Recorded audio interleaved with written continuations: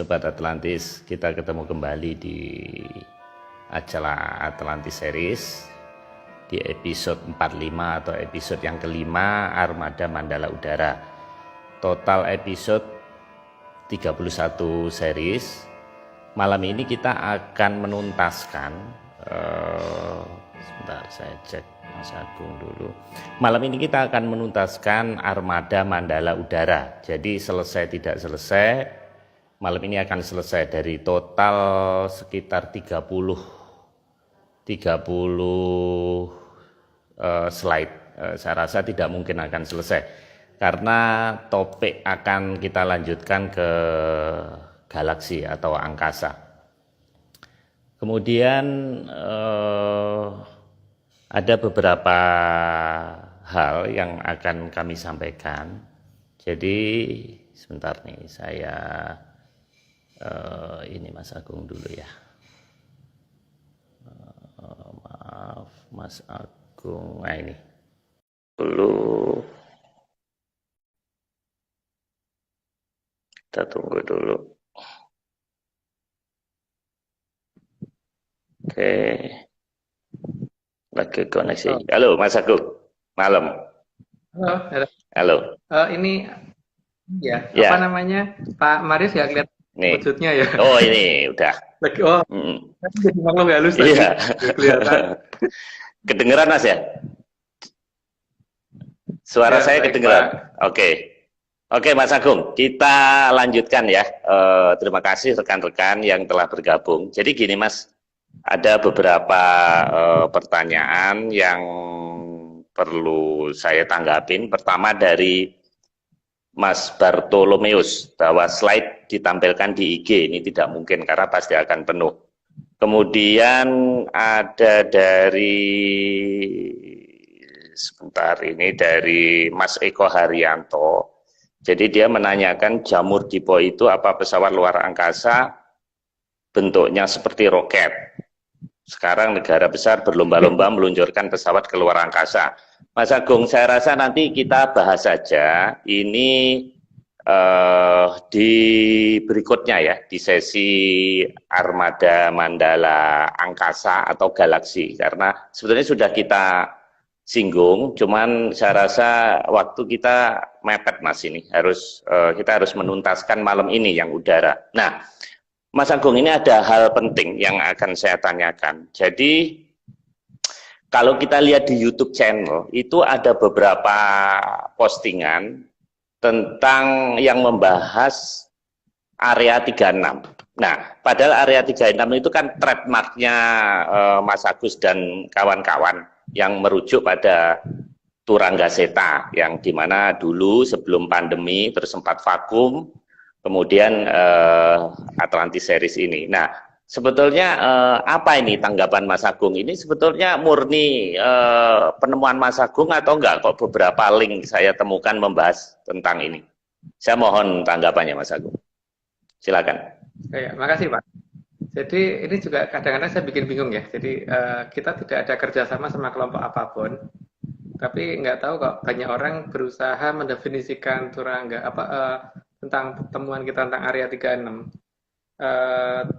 Tapi justru lucu Pak. Jadi dari sini justru malah kelihatan bahwa mereka kayaknya nggak ngerti dengan area 36 yang kita maksud itu apa gitu loh. Jadi nggak ngerti tujuan mereka apa. Tapi bagi kita langsung kebaca banget bahwa oh berarti mereka nggak tahu. Kan dari isi bahasannya tuh, kalau ya gampangannya ngomongnya kalau kita ke utara mereka ke selatan gitu, paling mendekati cuma agak serong ke timur dikit gitu. Tapi nggak ke utara gitu. Jadi sangat beda. Jadi ya terserah untuk rekan-rekan yang lain kalau misalkan berusaha memahami apa yang kita temukan dari postingan orang lain, ya pasti akan beda banget dengan apa yang kita mau, karena memang nggak sama seperti halnya kasus yang sering kita bicarakan bahwa ada banyak hal yang dirubah. Ada banyak hal yang dirubah. Contohnya salah satunya seperti tentang bagaimana ajaran di Jawa.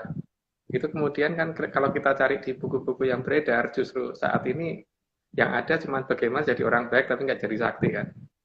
Yang paling utama di situ. Jadi juga demikian juga untuk yang ini. Terlalu banyak orang yang kemudian berusaha menjelaskan, tapi tidak pada sasarannya gitu loh, tidak pada sasarannya. Ya. Untuk ciri-ciri yang paling gampang, kalau memang mereka tuh ngerti area 36, yang akan kelihatan satu ya Pak, bahwa informasi yang mereka terima tidak akan stop gitu. Kenapa? Karena kalau itu berhenti, berarti itu cuma logika kita gitu kan. Tapi kalau informasi itu didapat dari sesuatu yang tidak bisa didefinisikan orang lain, maka informasi itu akan terus dan kemana-mananya juga nggak akan terduga gitu loh. Bahkan yang bicara sendiri seperti saya kadang-kadang belum nggak tahu, tapi disuruh ngomong begini ya ngomong aja gitu. Oke. Itu ciri khas kalau Adi ya, kalau sudah ada hubungan dengan area 36. Terus tadi saya jawab yang satunya lagi tadi Pak, untuk jamur dipo itu bukan pesawat luar angkasa. Jamur dipo bukan pesawat luar angkasa. Jadi coba perhatikan berupa ledakan nuklir yang pernah yang pernah terjadi, yang pernah diuji coba dan sebagainya. Itu kan kelihatan banget itu bentuknya seperti jamur kan. Itu yang dinamakan jamur dipo. Makanya memang sudah ada pernyataan dalam Tiongkok bahwa besok munculnya Nusantara ini bersamaan dengan munculnya satu jamur dipo ya kalau nggak salah itu. Bersamaan dengan Tiongkok lain gitu bahwa ya kalau yang sifatnya menakutkan mungkin saya tidak cerita di sini ya, cuman yang baik-baik aja atau hanya beberapa ciri khas aja mungkin bisa saya ceritakan gitu. Oke, Mas Agung. Itu loh Pak, makanya jangan hanya menunggu sampai umur 40 gitu loh Pak judulnya. Oke, Mas Agung, rekan-rekan Atlantis yang saya cintai. Jadi gini loh, Mas Agung ini saya pun tidak berani mengklaim. Saya ini kan hanya IO. Jadi Mas Agung ini memang ngelakoni dan Mas Nogo Tapangin itu secara simultan. Dan anehnya apa yang diterima Mas Agung itu selalu sama dengan yang diterima Mas Nogo. Nah, jadi ada beberapa channel YouTube lah itu. Dan itu sangat agresif sekali mengambil event ini, itu lucu gitu. Mereka seminggu tuh bisa posting macam-macam lah gitu. Nah, diantaranya ini diambil. Jadi tentunya secara etika itu juga setidaknya harus izin ke Mas Nogo. Kan kita juga membahas di sini secara terbuka. Jadi sebaiknya itu kurang etis, saya rasa seperti itu. Dan satu lagi saya mau cerita. Jadi Mas Agung itu dalam proses, saya melihat sendiri dalam proses mendownload informasi dari alam sana itu juga tidak main-main. Jadi kalau yang datang itu leluhurnya levelnya tinggi, Mas Agung itu juga ganti baju. Jadi bukan baju sekarang ini yang dipakai. Jadi begitu selesai, mungkin ada beberapa hal bahasan kita yang kurang sreg. Itu langsung Mas Agung menerima sesuatu dan dia harus menerima tamu itu dengan baju yang beda dan itu sampai pagi. Jadi saya subuh jam 4.25 bangun itu langsung menerima message topik yang akan diceritakan di minggu berikutnya. Jadi kita membuat event ini tidak main-main ya gitu loh. Jadi bukan memang gambarnya kita ambil dari sana sini, tapi itu kan aplikasi ya. Artinya itu cara kita untuk mudah menyampaikan, tapi di dalam mencari informasi terutama di dalam masa pandemi ini itu memang effort yang dilakukan sangat besar gitu. Jadi ya saya bisa memahami itu. Oke Mas Agung, kita lanjutkan ya. Kemarin kan sampai Pasir Angin. Nah ini Mas Marias pakai apa ini? Pakai yang pakai data atau yang WiFi kok? Karena agak putus-putus Pak. Saya pakai WiFi Mas, WiFi. Pakai. Suaranya nggak putus-putus nggak? Bagus ya. Terus kadang-kadang muter gitu loh. Oh gitu. Oh ini pakai sebentar Mas. Betul, saya pakai WiFi Mas. Oke, nggak apa-apa Mas. Kita lanjutkan aja. Nah ini Oke. Kita lanjutkan. Sang Hyang Batara Indraya. Ini apa Mas? Indra ya, keliru. Kata saya. Batara Indra itu kan kalau di Jawa dikatakan sebagai dewa perang atau juga dewa yang punya hujan. Jadi di sini beliaulah yang membangun Indraprasta waktu itu. Indraprasta itu adalah keraton yang waktu itu ada di hutan yang sangat nggak kelihatan gitu. Jadi pada saat belum dibuka oleh para Pendowo itu ada di tengah hutan dan kelihatannya seperti hutan biasa, hutan lebat banget gitu. Itu namanya Keraton Indraprasta. Nah, saat ini harus diingat bahwa kalau menurut di versi saya itu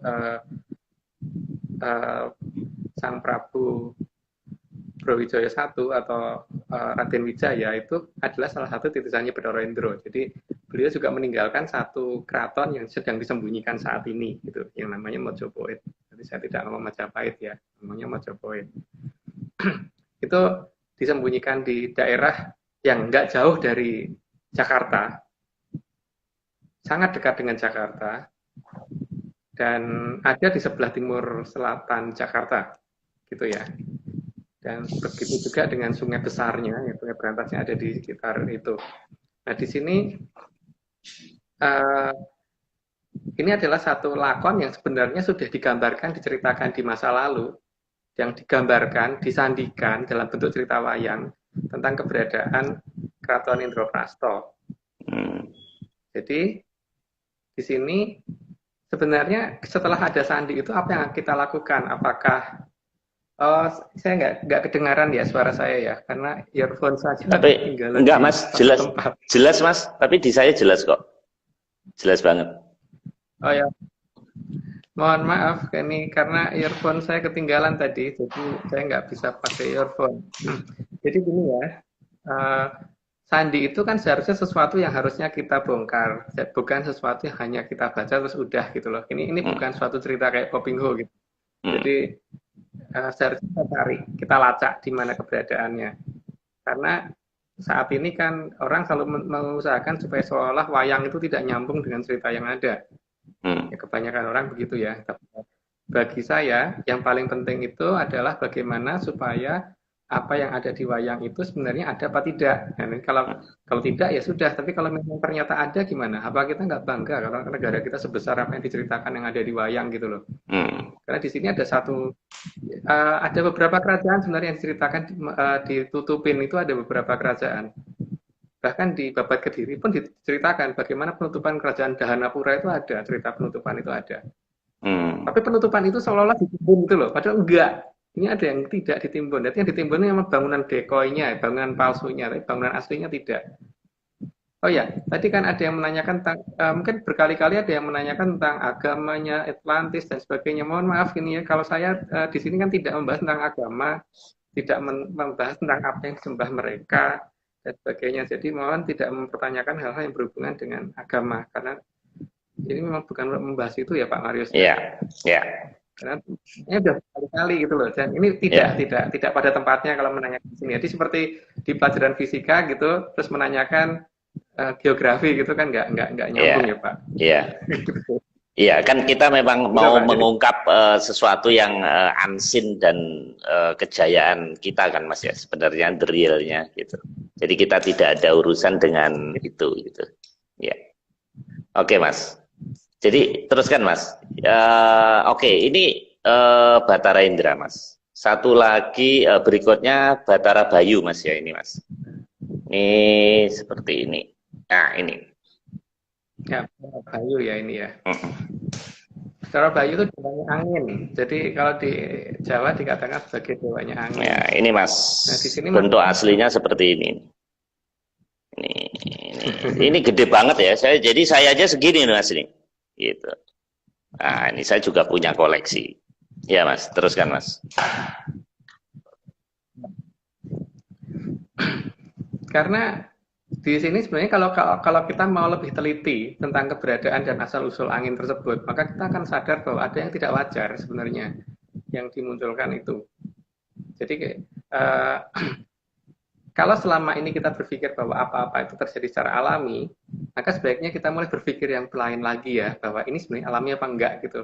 Sudah saya terangkan di minggu yang lalu ya, saya jelaskan bahwa proses terjadinya angin gunung begini, angin laut begini, angin darat begini. Saya coba deh ke pantai, apakah benar seperti itu yang terjadi?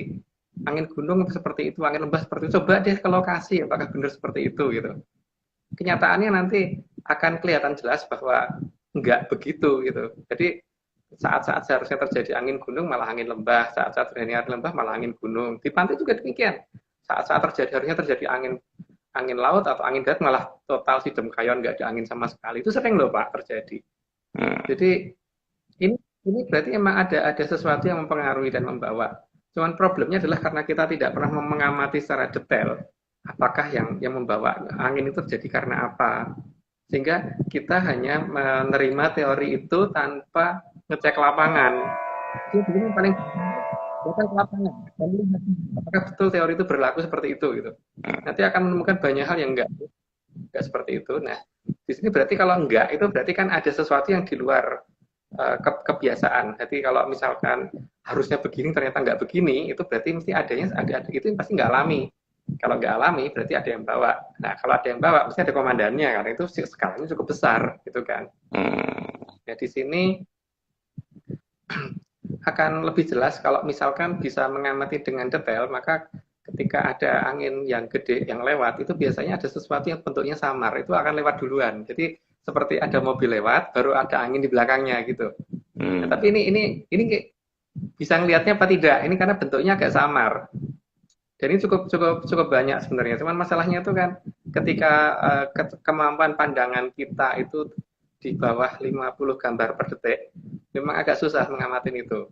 Makanya bagaimana supaya bisa di atas 50 gambar per detik tadi yang saya katakan tadi, karena supaya kita bisa melihat sesuatu hal yang bergerak dengan kecepatan tinggi menjadi sesuatu hal yang bergerak sangat lambat.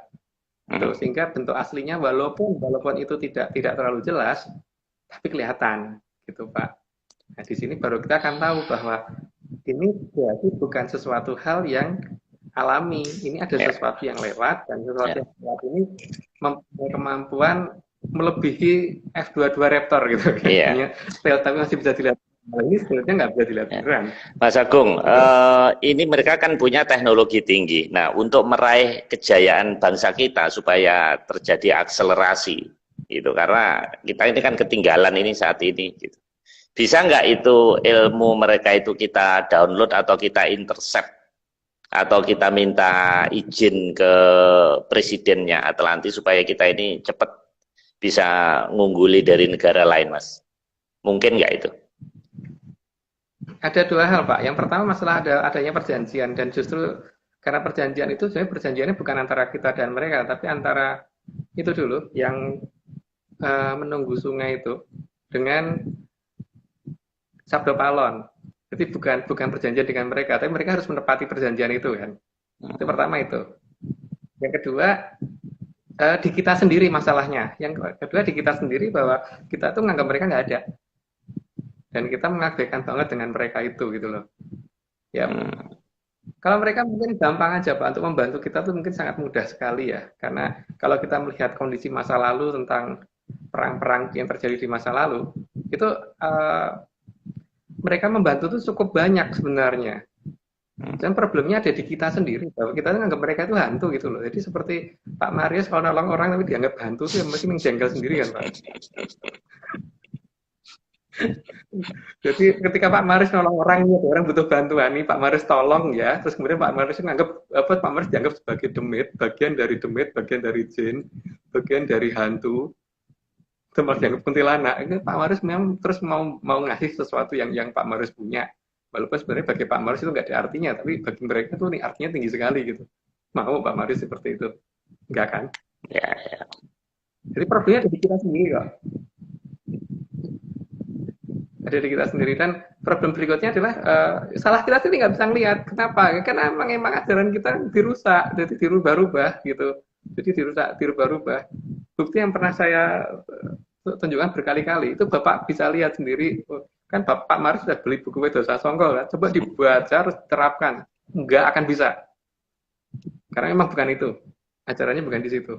Jadi seperti Pak Maris belajar fisika, tapi yang dibaca buku biologi gitu loh, nggak nyambung. Tapi memang rujukannya mungkin beda, Mas. Kalau beberapa librarian atau historian ini kan rujukannya kan apa yang sudah ada.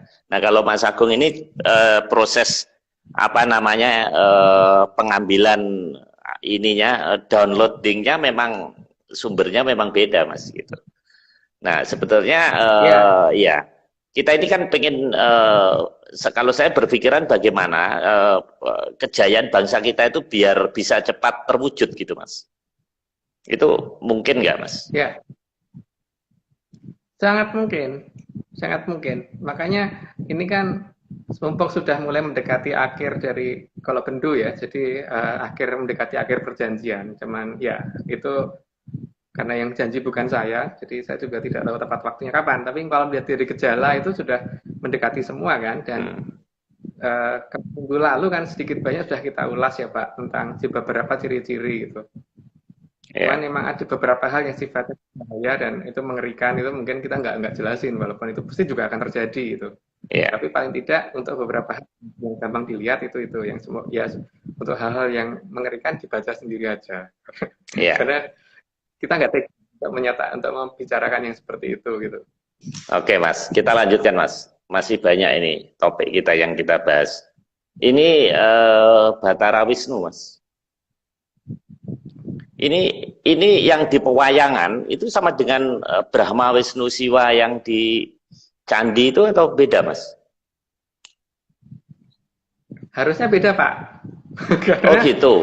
karena ini yang terserah ya kalau mungkin ada orang yang menyatakan sama ya monggo ya. Tapi yang saya perhatikan agak beda sih harusnya karena uh, Bedara Wisnu yang digambarkan di cerita pewayangan itu selalu digambarkan tidak akan terlalu dekat dengan Bedara Siwa dan dewa bukan Trimurti kalau di pewayangan.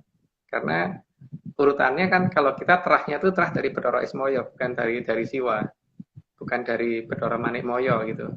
Karena kan yang menjadi Hmm. Bedara Guru itu Manikmoyo dan Bedara Manikmoyo itu adalah adik dari Bedara Ismoyo. Sehingga seolah mendekati tapi enggak, tapi cukup jauh cerita itu gitu loh Pak.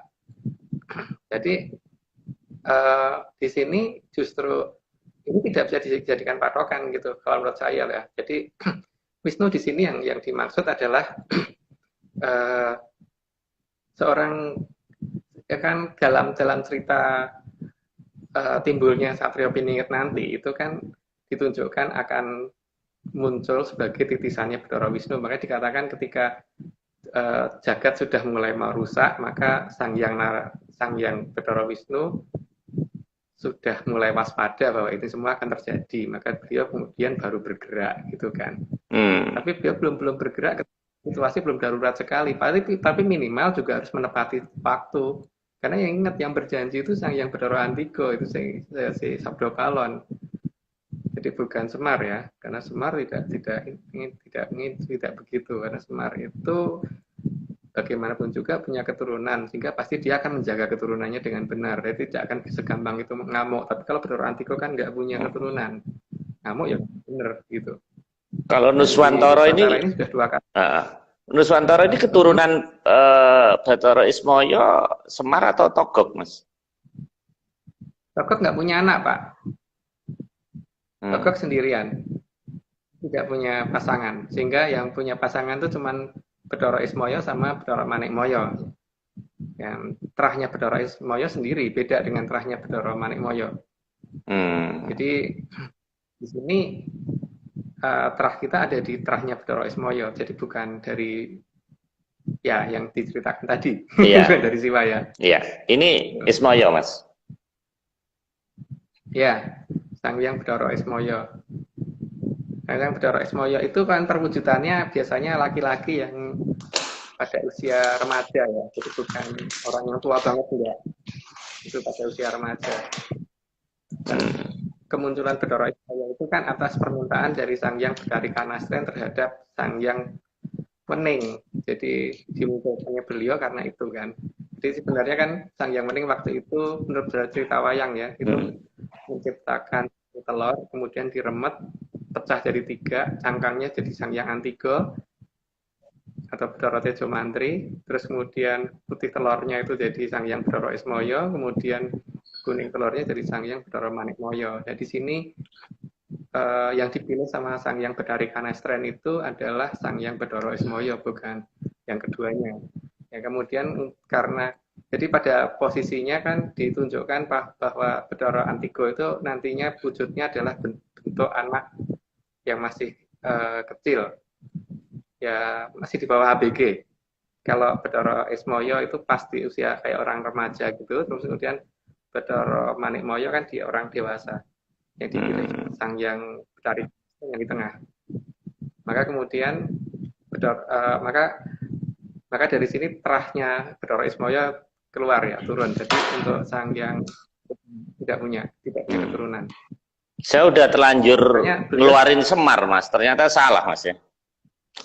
Ini kenapa? ternyata Semar malam ini nggak keluar ya. Saya sudah terlanjur bongkar-bongkar Semar ya. Nggak ada lakon malam ini. Salah saya ternyata. Ya oke, Mas. Semar kan wujud ini kan sebenarnya wujud terakhir dari wujud dari sang yang Bathara Ismaya ketika momong, karena kalau dia turun sebagai pamong tapi wujudnya wujud kadewatan, wujud beliau yang asli dari kadewatan, maka pamongnya yang dimomong pasti akan kalah, Pak. Karena beliau itu gantengnya nggak ada yang ngalahin sejagat gitu loh, kalau dari cerita pewayangan dan yang saya perhatikan memang begitu. Jadi tidak akan ini, makanya supaya yang dimomong itu menjadi pusat perhatian, maka beliau menunjukkan diri menjadi wujud seperti itu. Gitu. Tapi tidak di setiap zaman wujudnya Semar, Pak. Karena untuk saat ini ketika menjadi Ki Tunggul Jati Jaya Morogo, itu wujudnya kakek-kakek tua yang kurus malahan, bukan gendut seperti itu gitu. Jadi kan mulai Ki Tunggul Jati Jaya Morogo kan sejak zaman dari mulai sebelum PK ya, Ali Sastro Ami Joyo dan di atasnya lah. Kalau saya sebut nanti tidak jadi rame. Terus kalau di zaman Mataram pakai nama Ki Bancak Doyo, di zaman Mojopahit pakai nama Noyo Genggong dan seterusnya, ke atas beda-beda. Tapi itu satu sosok sebetulnya sang yang Bathara Ismaya. Turun menjadi bermacam-macam. Per zaman kerajaan Dahanapura, Ki Sapuregel, Mbah Ceprak yang sekarang petilasannya salah satunya ada di Kebun Raya itu. Jadi cerita wayang ini beneran dong, Mas ya, bukan cerita fiksi dong ya. Ini nanti jadi rame fiksi ya, sama non fiksi. Iya. Oh iya. Bukan sejenis shopping. Jadi gini loh Pak, masalahnya kan saat ini kita tertutup pada posisi di mana untuk tidak membuktikan. Jadi masyarakat itu kebanyakan hanya menerima ini sebagai satu cerita, tapi tidak pernah berusaha untuk bagaimana membuktikan ini ada atau tidak gitu. Atau kalau pengen membuktikan tidak tahu prosesnya harus bagaimana gitu kan. Nah, ini kan karena apa? Problem pertama adalah satu, bagaimana mata terbuka ini ditutup, dirubah, ajaran ini dirubah. Jadi menjadi sesuatu yang kayaknya sudah susah banget, padahal enggak. Seperti ya logikanya gini ya, seperti orang bicara itu ya pakai menggunakan mulut mangap-mangap gitu kan. Tapi kalau kemudian diteorikan macam-macam cara bicara, diteorikan macam-macam terus menggunakan perasaan ini macam-macam malah nggak keluar harusnya bagaimana gitu. Atau cara melihatnya buka mata itu caranya begini gitu kan, nggak perlu teori-teori terlalu banyak gitu loh. Tapi yang keluar saat ini semuanya mengarah ke hal-hal yang nggak akan nyampe. Oke. Saya tidak ini monggo dicoba kalau nggak percaya, karena memang bukan itu ajarannya. Oke. Berarti harusnya Mas Agung ini bikin buku Napak Tilas Pewayangan. Jadi itu untuk mengukuhkan bahwa ya kita klaim aja seperti Atlantis bahwa wayang itu ada di Nuswantara, ya biar debatable, nggak apa-apa. Ya kan harusnya. Oke Mas, kita lanjutkan ini. Oke. Apa Mas? Silakan. Banyak orang menganggap bahwa cerita wayang itu berasal dari India, dari Walmiki ya. Tapi mereka nggak nyadarin bahwa cerita wayang yang dari Walmiki itu terbatas hanya di sekitar Ramayana, Mahabharata, dan tidak banyak setelah itu. Kalau di kita itu mulai dari zaman awal, zaman ketika masih Kayangan sampai ke masa adanya Arcopodo atau Bumi, sampai ada kerajaan pertama yang di bawah kerajaan Keling, tempatnya Sang Moho Prabu Radite pertama kali, itu ada semua urutannya sebenarnya. Cuman masalahnya kan serat-serat seperti ini nggak tahu kemana gitu kan. Nah, tapi paling tidak kan harusnya mencari sesuatu hal yang sudah hilang. Itu paling gampang kan menanyakan kepada beliau yang pernah ada kan. Ya. Yang paling gampang seperti itu. Itu ada yang setuju buat buku, tapi problemnya cuma satu, saya nggak pintar nulis. Ya itu. Bisa bantu nulis, ayo. Ada dua pendukung tadi, saya catat Mas Doni Megananda sama Mas Seno Kilat tuh. Ada yang ada waktu bantuin bikin buku, boleh nanti DM di IG kita. Oke Mas, kita lanjutkan Mas. Ini masih udara, ini kita percepat. Oke, ini udah kita bahas. Nah ini keris Mas. Sudah. Ya, ini apa Mas? Keris Mas. Nah, keris itu kan salah satu sarana yang bisa kita gunakan minimal kalau dia pernah dipakai di kerajaan apa, maka di kerajaan itu dia pernah digunakan siapa, terus dulu tempatnya di mana, kan bisa ditanya Pak. Artinya kan yang bisa kita tanya itu banyak loh sebenarnya, bukan hanya leluhurnya, tapi termasuk benda yang pernah digunakan, gitu kan? Bahwa kamu dulu dipakai siapa, terus keratonnya di mana? Kalau misalkan bukan raja, minimal juga pernah tahu kan kerajaannya ada di mana, gitu dong, Pak. Jadi keris pun bisa dipakai sebagai jejak gitu loh. Tapi kan ketika problem satu ya, ketika si keris ini tidak ada komunikasi sama kita, jadi kita menganggap itu benda mati, ya akhirnya tidak bisa ditanya dan hanya jadi hiasan gitu kan. Iya. Gitu. Mas, saya juga punya keris Mas. Ini Mas. Waduh, gede banget. Wah, ini keris raksasa Mas. Waktu saya mau nyalonin bupati Mas ini. Nih, kerisnya masih ada Mas. Nah, ini 1 meter Mas. Jadi ini gede banget. Cuman saya sebenarnya mau cerita, cuman momennya kurang tepat. Jadi ini nggak usah saya buka. Ini panjang 1 meter lebih. Jadi nanti saya cerita kalau pas Mas Agung ada apa topik yang pas. Ini saya mau komentari Mas. Ini banyak yang mau jadi relawan Mas. Cuman bukan jadi relawan ini pilkada, tapi relawan penulis. Saya rasa bagus ini. Ada Mas Ari, Rizkiti, Mas apa tadi ya, P4, Mbak Mentari, dan Azinoldi sama lain-lainnya. Jadi silahkan DM aja. Mungkin kita bisa nanti Mas Naga Tapak Angin nanti yang akan atur ya untuk membantu entah compiling entah apa ya. Mungkin malah bagus nih Mas, acara ini bisa banyak teman kita di sini. Setuju kan Mas Agung? Setuju nggak Mas? Ya, setuju saya. Tapi tergantung Naga Tapak Angin ya. Karena bagaimanapun juga data ada di beliau. Kalau saya kan tidak bisa menulis, saya hanya bisa ngomong apa adanya seperti ini gitu. Kita ada yang menanyakan cara berkomunikasi ya. Dulu kayak saya pernah menjelaskan secara bertahap pelan-pelan bahwa oke, saya ulangin bentar, paling tidak. Jadi kalau di sini ada beberapa perbedaan tujuan ya. Jadi untuk di Jawa, kalau orang berpuasa itu kan tujuannya adalah supaya merasakan waktu melambat. Kalau orang merasakan waktu melambat, maka kita pasti akan merasakan yang namanya bosen lah makanya. Yang sesuatu yang tidak mengenakan itu akan membuat sehingga ketika kita merasakan waktu melambat, maka jumlah gambar per detik yang kita terima itu pasti akan lebih banyak daripada jumlah gambar per detik yang diterima orang yang merasakan waktu itu cepat berjalan gitu kan. Nah, ketika kita merasakan waktu melambat dan kita merasakan bosan karena jumlah waktu yang mengakibatkan bahwa jumlah gambar per detik yang kita terima melebihi dari manusia normal, maka apa-apa yang tidak sempat kelihatan orang akan kelihatan sama kita kan. Makanya di Jawa bukan kalau misalkan berpuasa itu ini ya, jadi yang paling penting tujuannya di situ, itu bagaimana supaya kita merasakan waktu melambat. Sehingga kalau waktu ini masih kurang, jadi ini pun tidak hanya dengan puasa, karena kalau di kita ada ini yang menggunakan editing video kalau perlu, sehingga nanti kalau menggunakan program Final Cut itu kan satu second itu kalau nggak salah 26 gambar. Kalau misalkan dalam 1 detik ini kita rubah dulu 5 gambar per detik, itu masih kelihatan. Nanti kita rubah, kalau sudah bisa ngelihat yang itu dikecilin lagi jadi 2 gambar per detik, terus jadi 1 gambar per detik, jadi 1 gambar per 2 detik dan seterusnya gitu. Nanti di situ nanti lama-lama akan ketahuan di pada posisi apa. Tapi cuma kita nggak mau jelasin di sini karena ini rahasia. Karena ini kalau sebagai dasar bagaimana kita melihat adanya mereka gitu kan.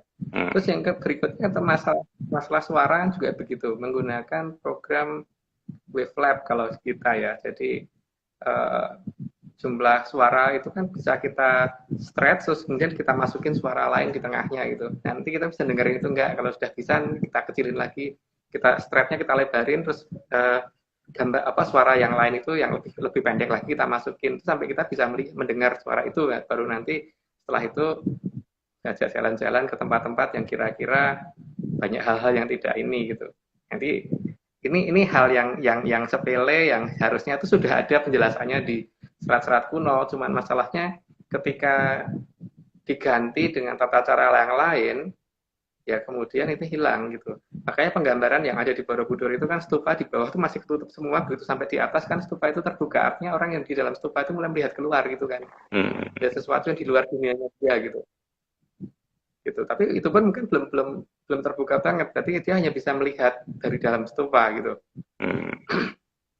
Oke. Di sini apa namanya? Ketika ajaran ini berubah ya, nggak ngerti ya berubahnya kenapa? Karena di zaman sekarang kalau saya nanya orang tujuan kamu puasa apa, rata-rata jawabannya tidak seperti itu lagi, tapi ada jawaban yang lain gitu. Itu yang mengakibatkan itu hilang. Gitu. Ya. Tapi kita tidak bisa membuka secara detail ya di sini ya, karena mohon maaf ini rahasia di kelompok kami gitu. Oke Mas, ya, kita hasilnya aja. Lagian kita juga nggak kuat ngelakonin kayak Mas Agung. Kita lanjutkan, setelah keris ada tumbak Mas ya. Ini apa? Maksudnya ini pusaka-pusaka ya. Jadi di zamannya ada apa gitu Mas?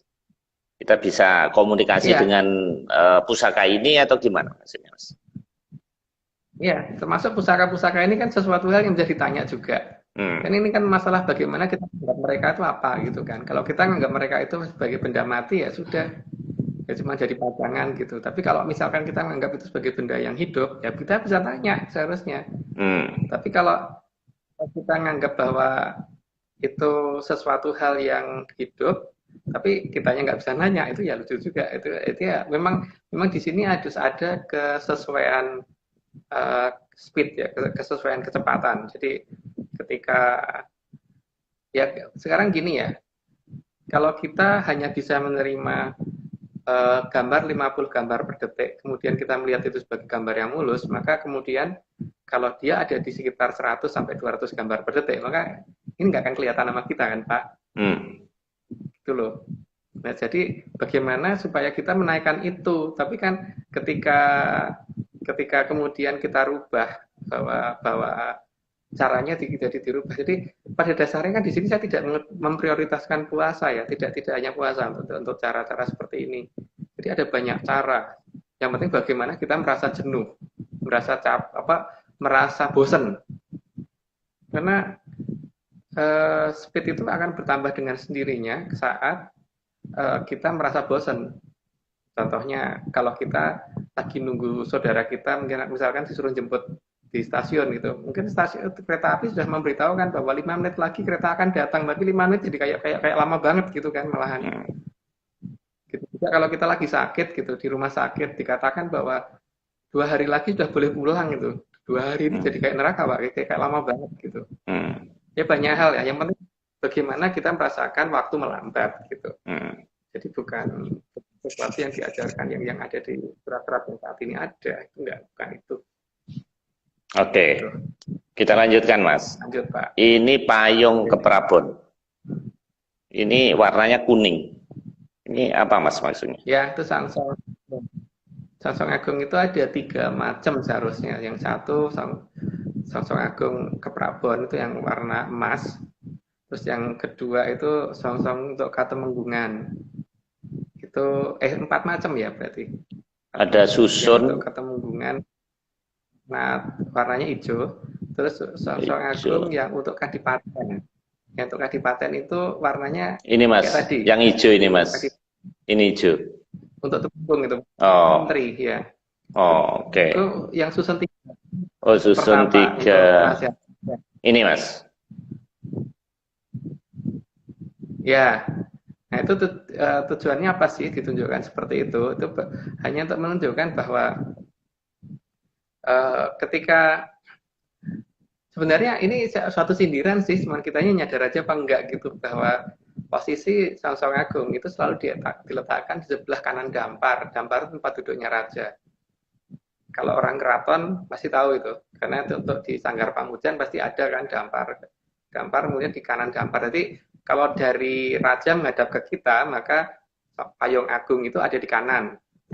Payung itu nyebutnya dalam bahasa Kawi atau Sansekerta nyebutnya songsong ya, itu songsong agung atau payung agung gitu. Tapi kalau dari yang menghadap ke raja, maka posisinya ada di kiri. Sebenarnya kan menunjukkan payung kebesaran atau yang berwarna payung emas itu kan menunjukkan kayak jamur tipo itu akan ada di sebelah kiri depan gitu kan. Oh, itu maksudnya. Jadi saya baru ngeh ini bahwa ternyata payung ini ada hubungannya dengan jamur dipo tadi, Mas ya. Oh. Ya, makanya jamur tipo sudah berkembang gitu kan, sudah ngembang dulu gitu. Dan itu juga menunjukkan kayak gitu tuh ada loh, apa sebenarnya armada, ada armada yang menggerakkan ini semua tuh nanti ada yang akan membatasi itu semua ada.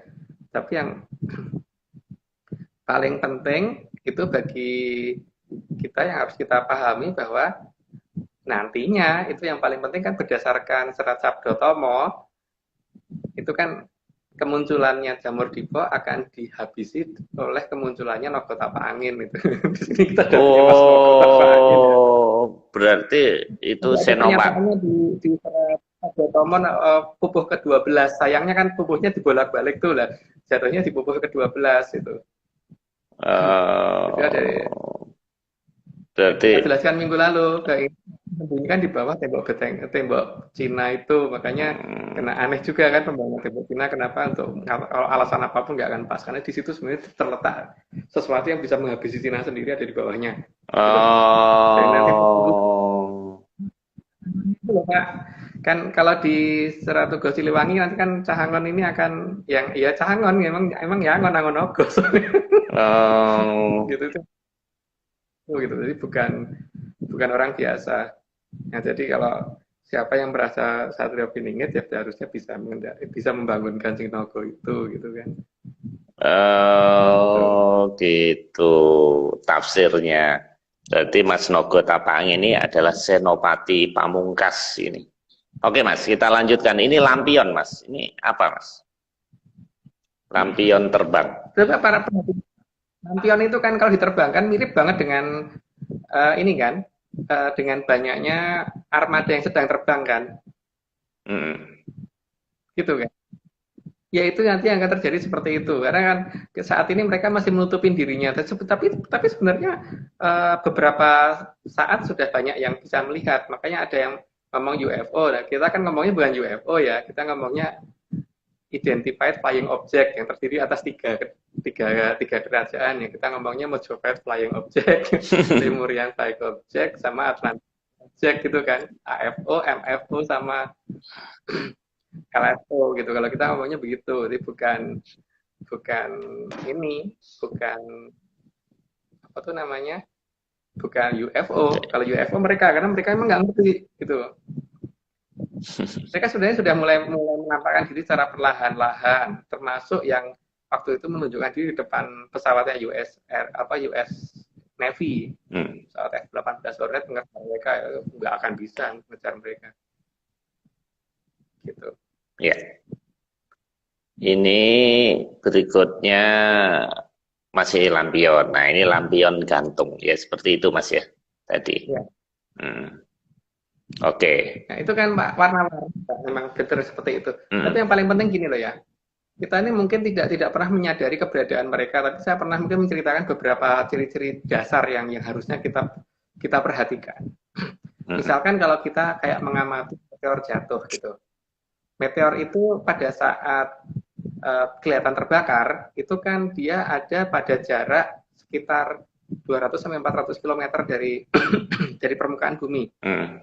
Karena di titik itu ada ionosfer kan. Lucunya kita dengan gampang diberitahu bahwa karena itu batunya kecil maka tidak sampai ke bumi gitu, jadi habis di atas gitu. Tapi coba sekarang bayangkan lagi kalau misalkan suatu benda kecil apakah bisa terlihat pada jarak 200 kilo paling tidak gitu. Kita anggap jarak terpendek. Kenapa? Kalau kita ngelihatnya miring, itu kan pasti di atas 200 km, Pak. Jadi kalau melihatnya tegak lurus tepat di atas kita, itu berarti mungkin tepat di segitu ya. Hmm.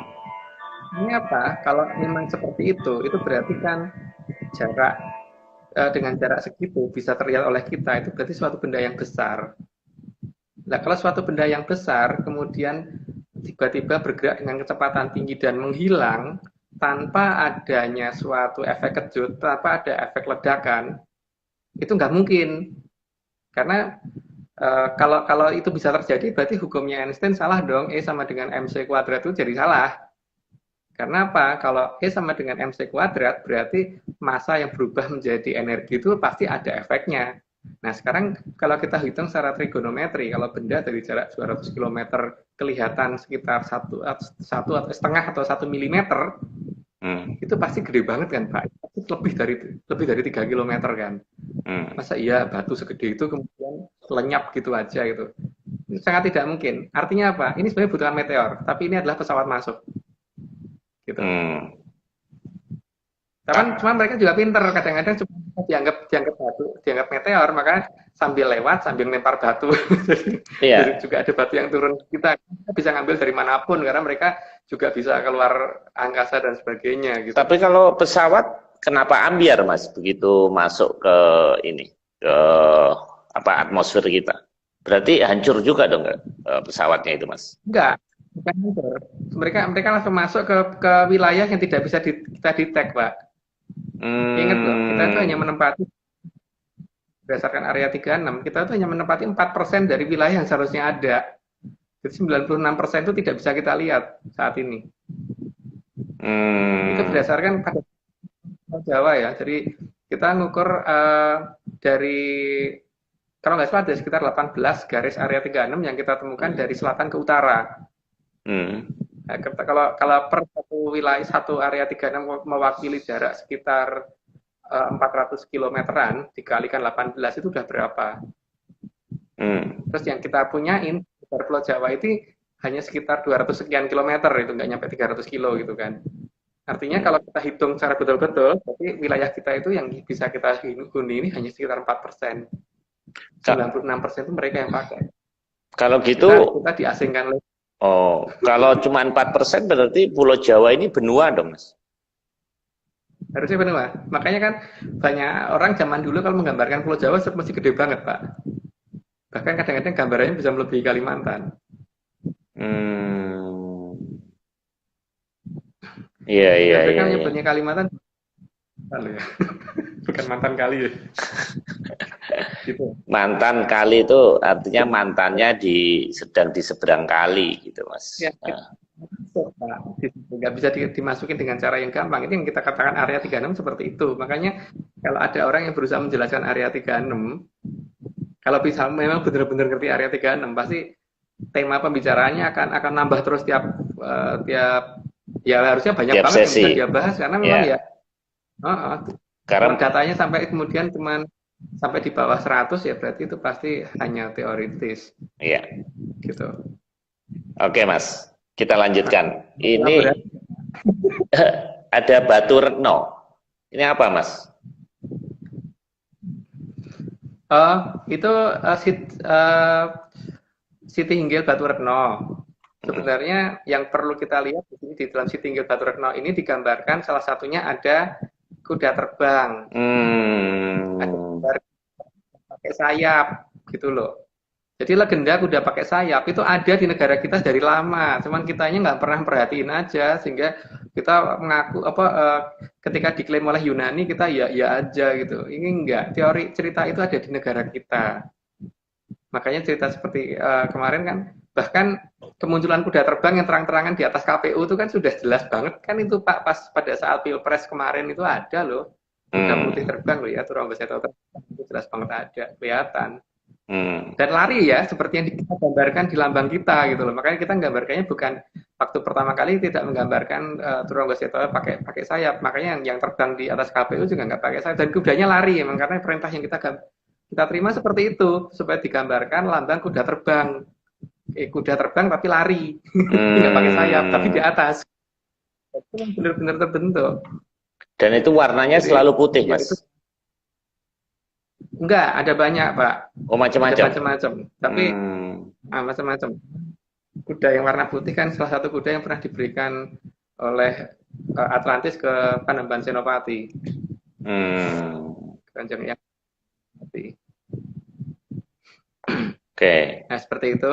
Ini ya. Tapi menggunakan sayap karena memang di sana itu teknologi itu sangat tinggi ya. Jadi untuk mengadakan eh, rekayasa genetik di sana itu sangat memungkinkan sekali. Jadi apapun bisa dibentuk di sana karena memang teknologinya sudah jauh sangat jauh di atas kita.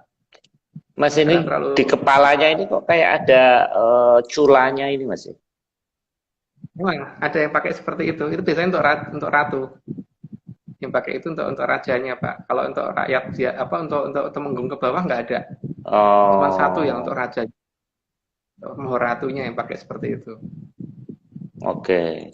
Jadi dimiliki Maharatu yang di sana itu seperti itu. Demikian juga yang dimiliki oleh di Mojopahit seperti itu.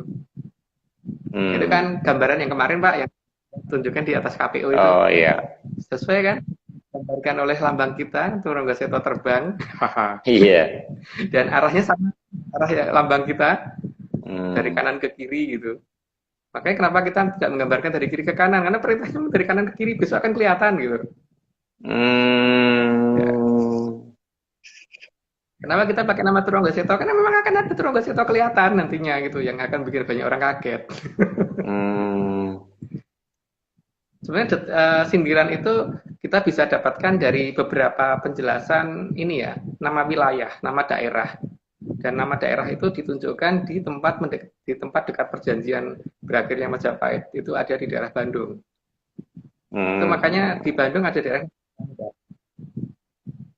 dari situ kita mendapatkan perintah satu persatu sehingga kenapa kita memilih lambang itu. Kenapa kalau kita tidak pakai lambang gajah kayak atau Hmm. dinosaurus, Hmm. mungkin Pak Maris pakai lambang gitu. Kita kenapa pilih lambangnya kuda gitu loh, bukan bukan bebek atau bukan apa, itu bukan Garuda gitu. Bukan berarti kita bukan nggak ini ya, bukan berarti Hmm. kita nggak setia dengan Garuda Pancasila, tapi memang perintah yang kita dapatkan itu Hmm. harus itu. Jangan Itu dinosaurus, Mas, karena udah di Mojosemi Magetan kemarin itu, Mas. Yang ternyata robot itu. Emang orang kita ini emang aneh-aneh. Oke, Mas, ini naga terbang. nah itu ini kan anu ya apa namanya sudah pernah kita ulas sebenarnya naga terbang ini Pak di cerita yang kemarin itu bahwa naga tapak angin itu seperti itu gitu. Ini Ya. ada yang protes nih kenapa diulang. Tapi sekarang kita juga bingung karena apa? Kalau nggak kita ulang, yang nanya juga ngulang-ngulang pertanyaannya gitu loh. Yang di WA pertanyaannya di grup kita itu pertanyaannya sudah gitu loh biasanya. Jadi kita terpaksa harus mengulang lagi karena ada banyak hal yang sudah pernah kita jelaskan tapi ditanyakan lagi gitu loh. Maka kadang-kadang terpaksa kita ulang. Ini sengaja untuk sesi ini memang kita banyak ngulang. Sesi depan kita beda banget. Ya. Yang jelas nanti di depan kita akan mulai hal yang lain lagi. Tidak seperti ini lagi. Ya. Oke, Mas, ini badai gurun, Mas. Ini juga pernah kita bahas juga sedikit dulu ya. Ini juga tidak alami, Mas. Bentar, gambarnya Pak Marus belum muncul. Oh, itu. Ya. Jadi gini, Pak. Mahkota angin itu ada dua. Yang satunya tuh ada di bawah tembok Cina dan satunya tuh sekarang ada posisi melayang, tapi dia tidak tiap saat muncul. Nah, untuk membuktikannya bagaimana? Gini ya. Jadi kalau ketika di daerah padang pasir itu biasanya ada badai pasir seperti itu kan. Tapi ada badai pasir yang kalau kemudian orang pada saat badai itu tidak sembunyi, tidak menghindar dari badai itu, maka dia akan terkena penyakit yang cukup aneh. Jadi seperti tangannya menghitam dan sebagainya gitu loh, Pak. Karena Hmm. ada yang berkaitan dengan bisanya dia yang kalau tapi tidak setiap saat itu keluar karena apa kalau pas di dekat mulutnya lah itu baru bahaya kan tapi kalau di dekat ekornya dekat badannya kan nggak apa-apa Pak lah seperti itu Hmm. jadi naga tapak angin itu ada dua yang Ya, satunya ya. memang ada tapi tidak yang belum bangun gitu Hmm. nah di sini uh, untuk yang seperti ini itu sering terjadi di daerah gurun mana tuh ya yang dekat ya pokoknya yang di daerah padang gurun sana ya, itu sering ada kejadian seperti itu. Tapi tidak di setiap badai pasir Pak ya. Jadi harus diingat bahwa yang bisa terkena seperti itu adalah di daerah yang pas dekat kepalanya karena semburannya itu yang bahaya gitu. Dan sampai ke arah petit, ke arah ekor itu walaupun terkena guru apa badai pasirnya, tapi efek itunya nggak akan kena gitu. Maka arealnya pun nggak akan luas yang sering terjadi seperti itu. Dan itu pindah-pindah kan tergantung kepalanya pas ada di mana gitu kan. Bukan karena ini apa namanya ada badai pangkat seperti itu, tidak. Karena itu hanya di bagian wilayah tertentunya saja. Teluh Itu Beraja. apa Pak ya? Kurang jelas ya itu Pak. Teluh Beraja, Mas. Apa Pak? Teluh Beraja. Teluh Brojo. Ya, Teluh Brojo. Teluh Brojo itu kan sinar warna merah yang biasanya digunakan untuk mukul orang apa pihak lawan dari kejauhan. Ya, kalau Teluh Brojo yang paling rendah, yang level paling rendah itu kan santet, itu paling paling bawah. Biasanya makanya di daerah tertentu itu kalau ada orang lagi jengkel, tahu-tahu musuhnya tahu-tahu perutnya kemasukan panci gitu. Dia kan Pak, lucu kan? Kemasukan sendok gitu. Di operasi nggak ada, tapi di ronsen ada gitu. Coba bayangin kalau dimasukkan wajan gitu kan lucu banget Pak, bentuknya bentuk wajan masuk perut gitu. Itu hal-hal seperti itu tuh ada beneran, dan masalahnya kan ini menyangkut bagaimana merubah suatu benda menjadi dimensi yang halus. Kemudian dari dimensi yang halus ini kita masukkan ke bagian halusnya manusia, tapi kemudian akan ngefek di bagian kasarnya manusia gitu kan. Iya. Ya di sini kan teknologi zaman sekarang tidak bisa menjelaskan itu. Dan sayangnya ini tidak dikembangkan untuk kebutuhan pasukan kita gitu, untuk kebutuhan militer kita. Padahal di Indonesia banyak loh yang bisa melakukan seperti itu, mulai dari orang Dayak, orang Kalang, orang mana-mana itu banyak banget, dan ini seharusnya dimanfaatkan pemerintah untuk untuk pertahanan negara gitu. Sekarang bayangin Pak, dari dua Raptor yang harganya berapa gitu, kalau pilotnya dimasukin wajan mukanya aja gimana? Atau nggak usah itulah Mas, kita main bola, nah musuhnya dikasih bola pingpong aja itu perutnya gitu, yang nggak berbahaya. Mas Agung, jadi sebetulnya apa namanya leluhur kita ini sebetulnya sudah memahami teorinya Einstein, massa jadi energi jadi kembali lagi menjadi massa itu Mas, dengan bukti ada santet ini Mas. Iya, maka ini yang akan saya jelaskan mulai minggu depan Pak. Jadi mungkin bertahap nanti akan saya jelaskan ya, bahwa memang nenek moyang kita sebenarnya sudah tahu banyak, cuman masalahnya itu kan karena keterbatasan perbendaharaan bahasa kita saat ini, sehingga tidak akan bisa memahami kalau mereka bicara dengan menggunakan bahasa mereka yang ada pada waktu itu gitu. Maka kadang-kadang kemudian memberikan suatu perumpamaan yang gampang kita terima, tapi terus kita malah jadi salah sangka gitu kan. Seperti penggambaran PW putih buat gegaman tebu wulung, nah, itu kan akibatnya kan malah kita jadi salah terima kan. Padahal sebenarnya udah cukup jelas, itu maksudnya apa itu udah cukup jelas gitu. Oke Mas, kita percepat Mas, waktu makin mepet Mas. Ini Daru Biru Mas. Iya, Daru Biru itu pusaka. Jadi kan ini menyangkut masalah senjata-senjata yang dimiliki. Jadi kalau zaman sekarang kita punya rudal gitu, mereka juga punya, tapi modelnya tidak seperti yang ada zaman sekarang gitu, dan bahkan lebih susah dicegah gitu kan. Karena seperti Teluh Brojo itu bahkan bisa nembus tembok dan sebagainya. Kalau rudal kan enggak. Jadi daerah yang direwati tidak dirusak gitu. Kalau dia kan nggak tepat sasaran, orangnya aja gitu. Jadi untuk Daru yang warnanya biru itu biasanya pusoko yang digunakan. Gitu.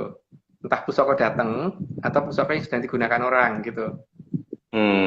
Untuk digunakan untuk macam-macam, pukulan atau untuk menolong orang gitu. Tergantung sih. Itu tergantung yang gunakan untuk apa. Ini Daru hijau Mas. Jadi kan ini modalnya gitu kan.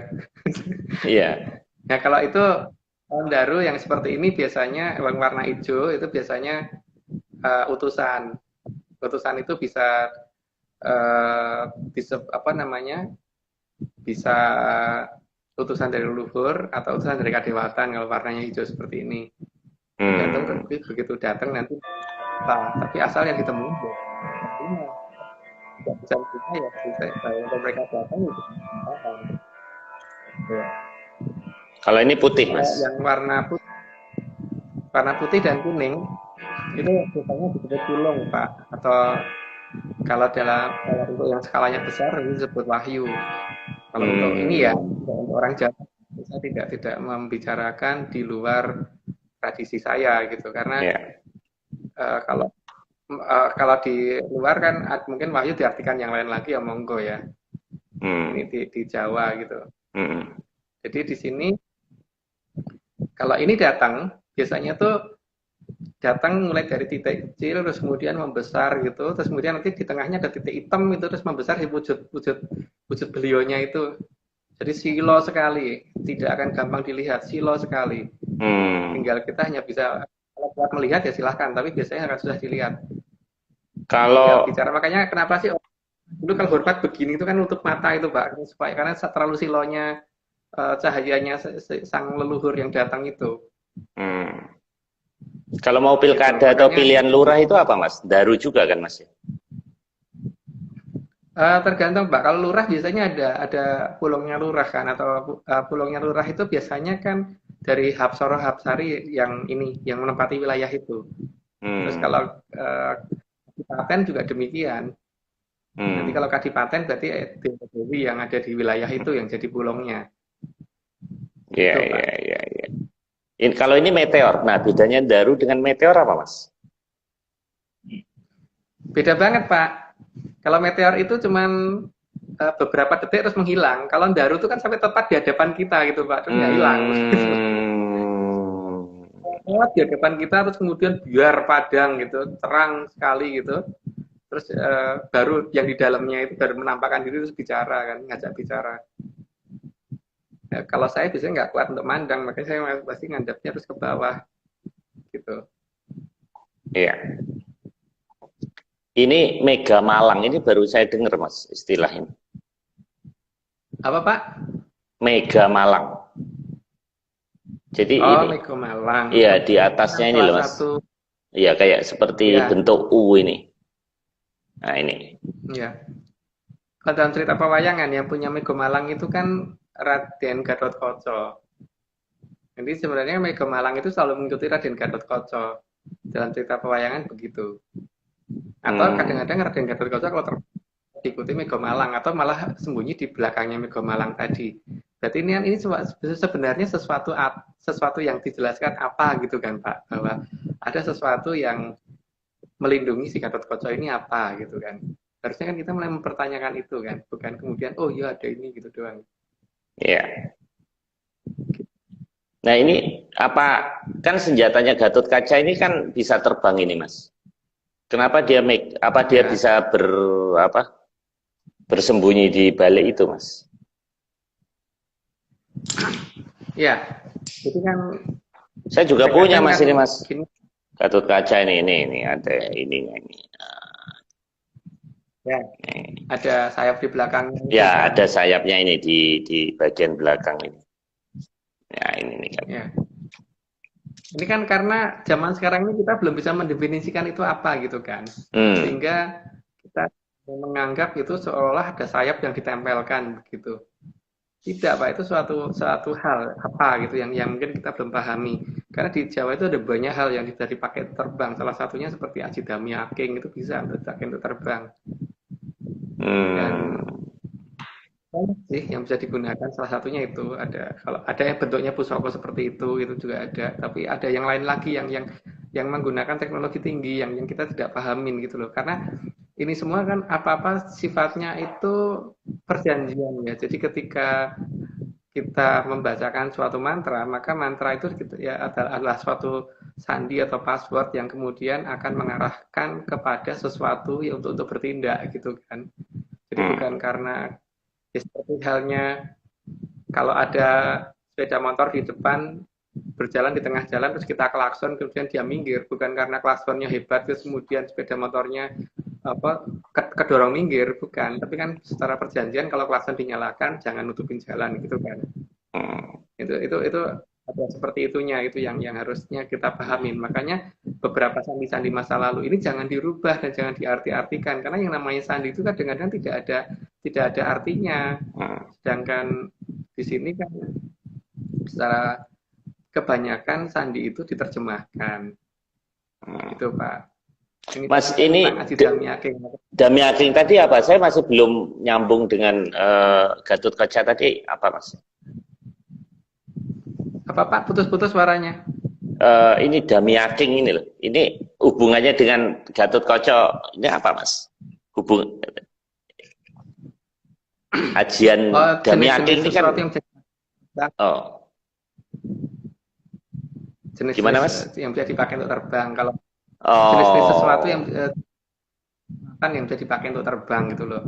Nah, salah satunya si Dami Ageng. Kalau yang itu karena yang pernah dipinjemin cuman walaupun cuma sebentar, jadi minimal pernah ngerasain lah. Ya moga-moga ini sepi angin, Mas ya. Lumayan, Pak. Ya untuk sepi angin Pak. Ya. Ini sudah terus. Ya, jadi gini Mas, ini sengaja saya break gitu. Jadi rupanya si pembuat Instagram ini barusan saya Google. Ini ada 2 orang namanya di Silicon Valley sana, namanya Kevin Systrom sama Mike Rieger. Ini rupanya dengerin kita, Mas. Rupanya tertarik juga karena awalnya, inget nggak kita waktu di awal-awal tuh 1 jam tiba-tiba putus, kita nyambung. Ternyata sekarang ini kita dikasih 1 jam sengaja tadi, saya lewatin sedikit sampai sekarang 1 jam 6 menit 41 detik nggak mati. Jadi mungkin kita termasuk acara yang favorit, Mas. Jadi di apa namanya, ini kan bekas karyawan Google yang bikin Instagram, mungkin kasihan nama Mas Agung sama kita juga ini, jadi udahlah kasih gratis gitu, Mas. Dan kita juga nggak selesai, nggak apa-apa kok. Karena kan yang pada dasarnya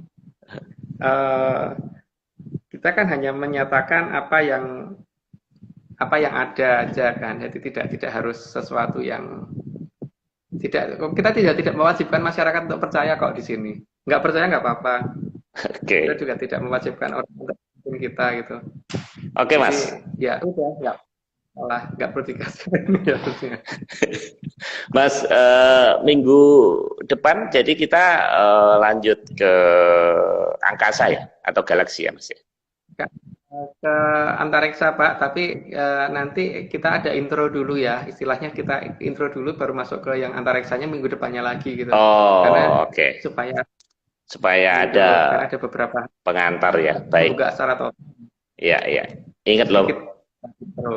Ingat loh Mas, sampai 2024 tetap hari Rabu, selama presidennya masih wetonnya hari Rabu. Rabu Pon. Oke Mas Agung, thank you teman-teman Sobat Menyan 82. Rekan-rekan yang ngikutin malam ini cukup banyak, terima kasih. Sebenarnya kita di YouTube channel, oh ya kita ada 3 tadi kita belum sebutin. Jadi event resmi kita ada di Atlantis Series setiap Rabu malam jam 9, kemudian sama Mas Nogo di download, di-upload di YouTube channel namanya Atlantis The Great. Kemudian tiap 3-4 bulan kita mengadakan Zoom. Nah, Zoom ini nanti kita bisa temu Mas Agung, jadi bisa rekan-rekan bisa tanya. Kalau di IG Live ini memang monolog, jadi sengaja karena supaya bahasan kita selesai. Justru ini memang lucu, baru saya kali ini jadi host kebanyakan bahan. Biasanya kalau host itu bingung, nggak ada pertanyaan, tapi saya bingung gimana ngekatnya. Makanya ada beberapa rekan yang kurang puas, Pak Marius jangan suka motong-motong Mas Agung lah, kalau nggak saya potong itu 1 gambar bisa 1 jam itu Mas Agung. Oke Mas Agung, makasih ya atas waktunya malam ini. Salam Menyan Mas Nogo, terima kasih, dan rekan-rekan semuanya yang tidak saya sebutkan, makasih. Sampai ketemu minggu Rabu malam. Terima kasih. Selamat malam. Salam Menyan Mas. Salam.